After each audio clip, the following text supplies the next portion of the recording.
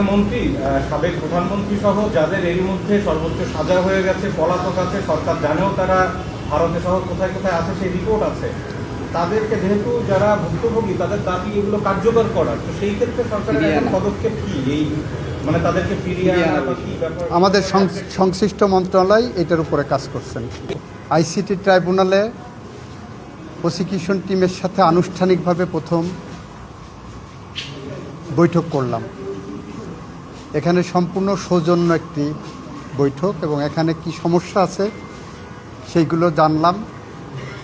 আমরা আইনি প্রক্রিয়া এবং আমাদের প্রশাসনিক প্রক্রিয়ায় সমস্যাগুলো কিভাবে মোকাবেলা করা যায় সেই বিষয়ে আলোচনা করলাম এবং ভবিষ্যতে আমরা এই বিষয়ে পদক্ষেপ নেব বলে আশাবাদ ব্যক্ত করেছি।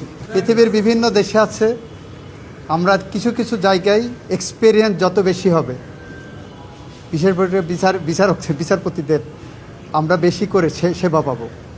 আপনি আমেরিকাতে যে দেখেন বিচারকদের বয়সের কোনো ব্যারিয়ার নাই, সুপ্রিম কোর্টের বিচারকদের বয়সে রিটায়ারমেন্টের কোনো এজ নাই, যখন উনি ইচ্ছা করবেন রিজাইন করে যেতে পারেন অথবা মৃত্যু পর্যন্ত থাকেন।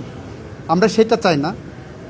তবে বিচারপতি আমাদের মাননীয় বিচারপতিরা ৬৭ বছর পর্যন্ত যে আছেন, সেই বিষয়টা যদি মনে হয় কেউ কমানোর জন্য উদ্যোগ নেন, সেই উদ্যোগটা কী কারণে বলছেন ওনারা, আমরা বিবেচনা করব ওটা।